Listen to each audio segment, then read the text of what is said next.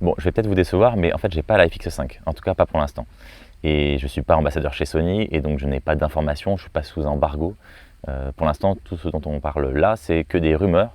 On le voit sur tous les sites anglais, en France un peu moins pour le moment, mais cette fuite vient de Sony Alpha Rumors, qui dit donc que la FX5 va sortir avec les premières caractéristiques techniques et une première idée du prix. Et c'est en partie de ça dont on va parler aujourd'hui. Honnêtement, toutes les caméras aujourd'hui se valent, elles font des images magnifiques, et donc c'est plus ça qu'on va chercher. Une nouvelle caméra qui sort, évidemment qu'elle va faire une image légèrement meilleure, mais c'est pas là où on l'attend.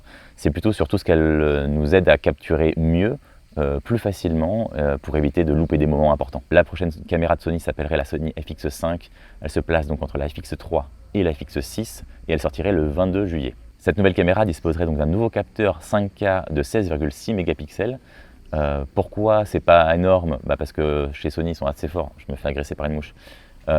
Pour la basse luminosité, et donc du coup il faut que les photosites soient assez grands. Et putain, tu vas me laisser trop. Et donc il faut que les photosites soient assez grands.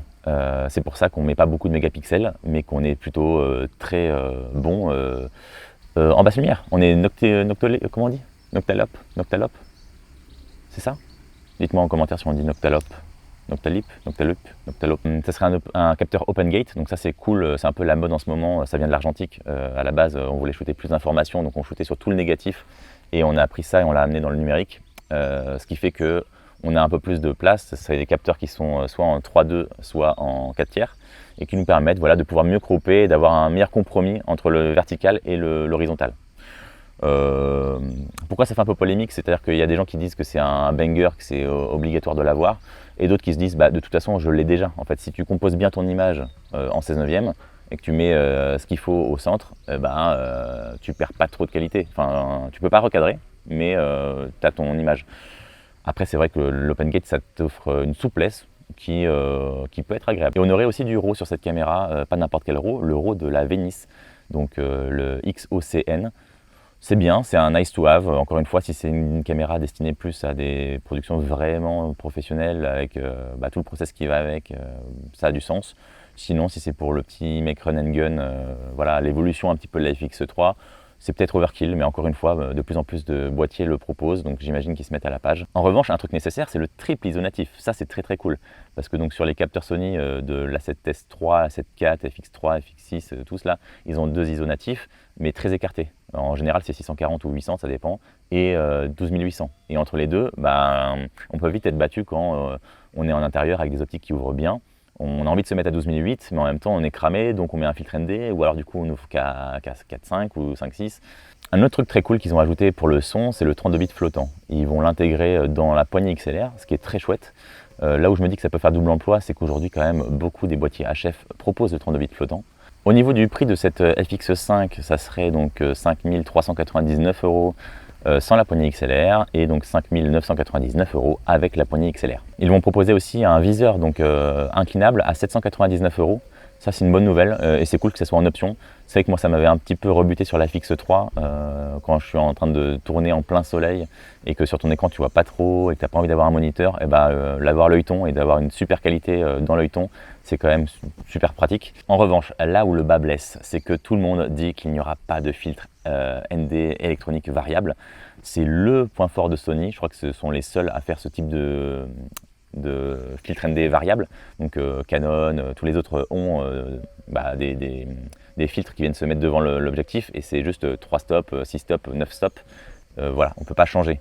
Là où Sony, ce sont des génies, c'est qu'ils ont réussi à faire un filtre ND qui varie en fonction de la lumière. Donc tu peux le mettre en automatique, et il va changer tout doucement à mesure que l'exposition change.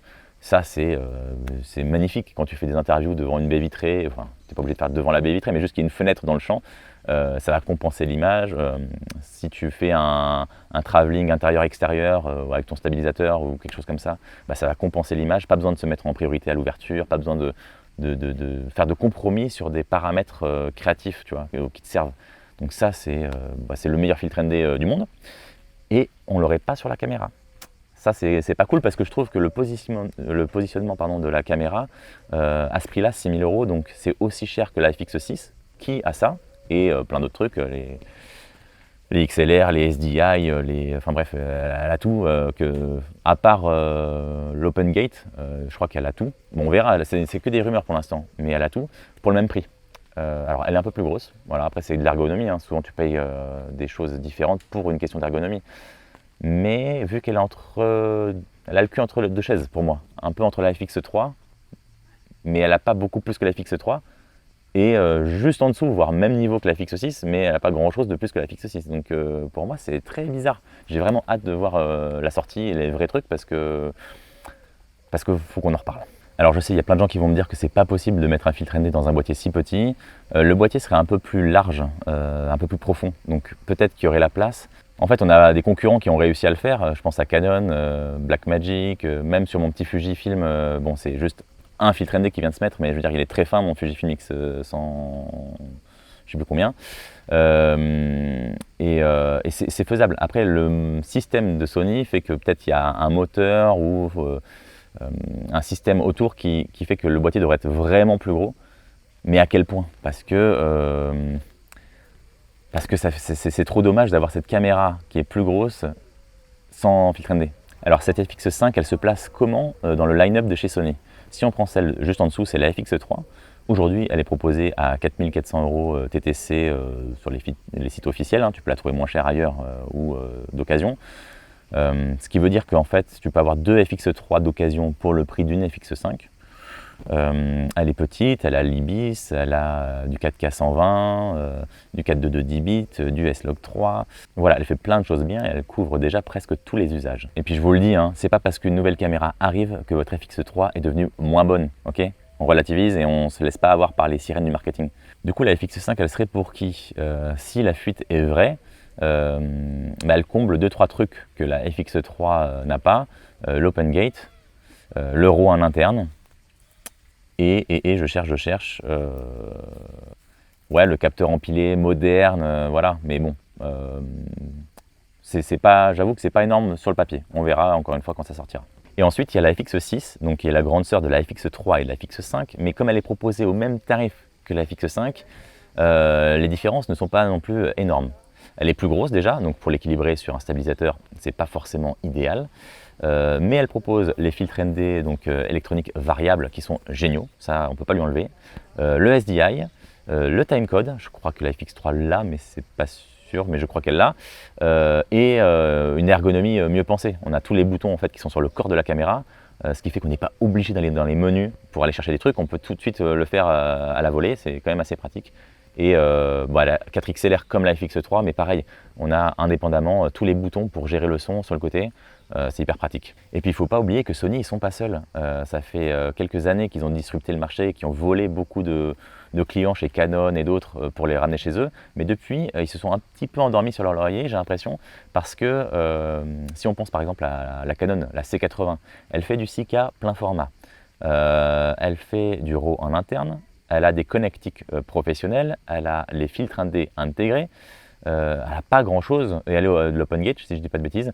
En gros, elle a tout, donc franchement, Sony a intérêt à frapper fort, soit avec la FX5, soit avec les successeurs des caméras qu'on apprécie tous et qu'on a déjà utilisées par le passé. Il y a des petites choses qui sont moins impressionnantes que toutes les specs, faire du 8K, faire du RAW en interne, etc., mais qui te sauvent vraiment la vie ou qui te facilitent la vie sur les tournages. Je pense à un truc tout bête, par exemple, que ce soit sur la FX3, A7S3, enfin bref, tous les boîtiers type appareil photo. Quand on met un micro sur je vais y arriver, sur le port jack, et qu'on met aussi des écouteurs sur l'autre port du dessous, l'écran orientable, on ne peut plus le tourner. C'est assez pénible quand tu es sur un trépied et que tu es debout, que tu fais une interview, ou que tu es sur un stabilisateur et qu'il y a le soleil qui tape et que tu dois changer l'orientation parce que tu filmes en bas ou en haut. Ce qu'il faudrait, alors je crois que c'est le Panasonic pardon, qui avait fait ça sur le S1H, si je ne dis pas de bêtises. Ça existe peut-être sur d'autres boîtiers, mais donc un écran qui peut se déporter et qui te permet vraiment de l'orienter dans tous les sens et qui laisse les ports libres. Ça c'est un tout petit truc, mais qui te sauve la vie en tournage. Je reviens sur le filtre ND électronique, désolé, hein, mais ça pour moi c'est une feature qui vaut plus que le RAW en interne, plus que le 5K empilé, plus que même le triple ISO natif. Tu enlèves les trois features là et tu me mets juste le filtre ND électronique de Sony et je suis le plus heureux du monde et je paye 5 000 €, 6 000 € pour cette caméra. Je suis chiant avec le filtre ND, mais pour moi c'est le la caractéristique maîtresse de Sony qu'ils ont développée il y a 10 ans, 15 ans déjà, qu'ils auraient peut-être pu miniaturiser et peut-être pu mettre dans d'autres boîtiers. Il y a 3 autres trucs qui pourraient vraiment sauver un tournage, je pense, mais c'est un peu du fantasme là, j'avoue. Ce serait une batterie interne au boîtier, de secours en fait, ce qui pourrait te permettre de faire du hot swap, donc du changement à chaud de ta batterie. Imagine tu es en train de filmer une conférence ou une interview hyper importante, il y a du monde, tu ne peux pas te permettre de dire écoutez, on arrête la caméra et voilà. Alors tu peux faire un peu ce système en bricolant avec la prise USB-C donc, de ta caméra, tu la branches sur un secteur et tu peux faire ça. Mais ça serait pas mal d'avoir un boîtier qui fait, je sais pas moi, 3 mm de plus haut, tu mets une toute petite batterie en bas de ton boîtier et ça te permet donc d'ouvrir, enlever ta batterie, remettre une batterie et voilà, ça pourrait te permettre d'avoir une minute de batterie et de hot swapper ta batterie. Moi je trouve que c'est une bonne idée, ça coûterait pas grand chose et ça sauve ton tournage. Un autre truc plutôt cool, je trouve, qui pourrait sauver plusieurs tournages, c'est d'avoir un stockage interne dans ta caméra. Ils le font déjà dans certains drones.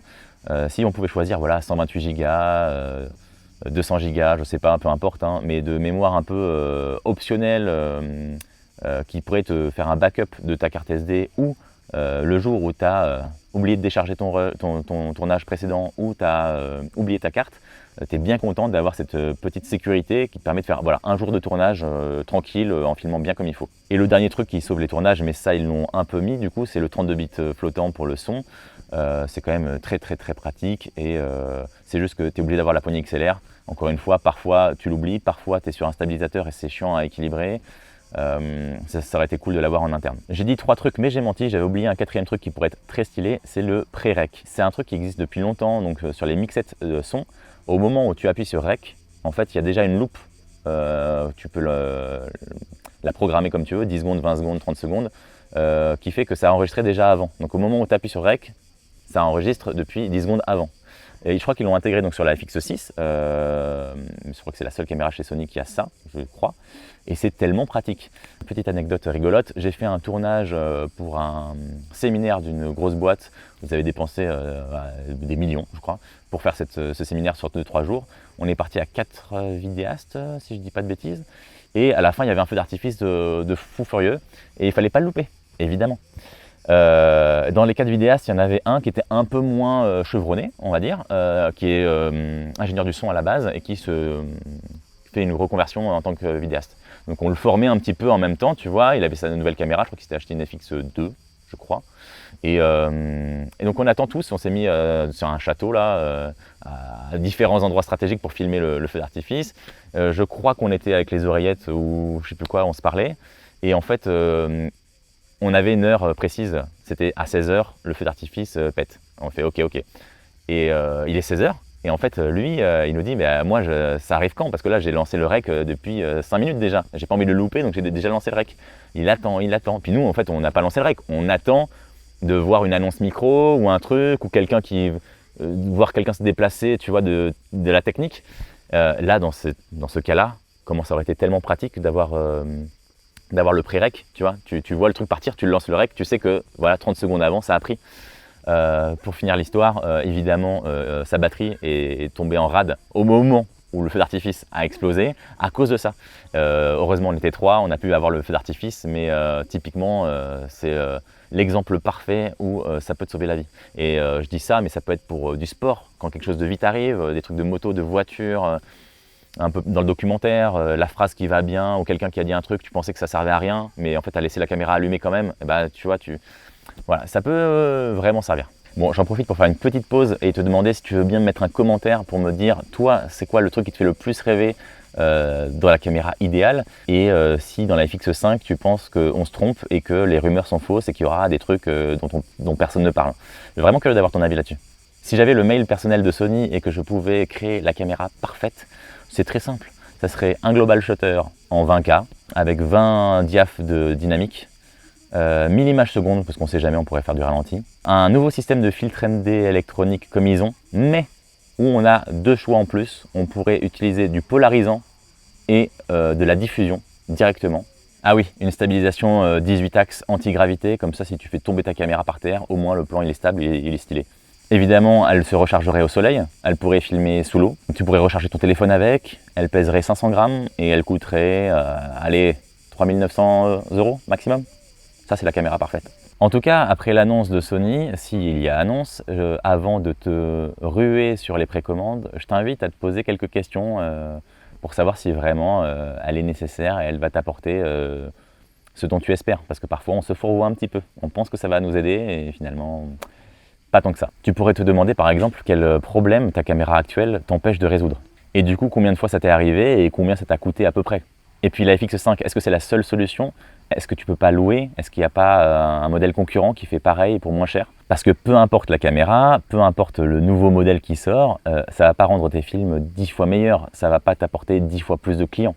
Mais si cette caméra résout un problème fréquent et payé, bah du coup l'achat peut être légitime. C'est un outil de travail, il ne faut pas être débile non plus. Si ça te fait gagner du temps, de l'argent, de la liberté mentale, de la charge mentale, ça se négocie, hein, avec toi-même, ton banquier ou avec madame. Mais si le vrai problème, c'est la lumière, la composition, l'intention, le montage, eh bien, je pense qu'avant d'acheter une caméra à 6 000 €, il serait peut-être intéressant de se former, de prendre son temps. Je pense qu'il restera des caméras, même si tout le monde se rue sur la précommande, il y en aura pour tout le monde. Alors, est-ce que j'achèterai la FX5? Honnêtement, j'en sais rien. Si, j'achète. C'est marrant de faire cette vidéo ici parce que j'ai attendu longtemps avant de faire cette première vidéo YouTube. J'attendais le meilleur boîtier, meilleure caméra, meilleur moment. Il n'y a pas de meilleur moment et il n'y a pas de meilleure caméra. Donc, oui, mon fils m'a dit oui. Mais c'est le moment pour moi d'aller jouer avec lui d'ailleurs. Donc, je vous laisse sur ça. Arrêtez d'attendre, arrêtez de chercher, amusez-vous. Et puis, on se dit à très vite. Bisous. Ciao. À plein. On m'a vu là?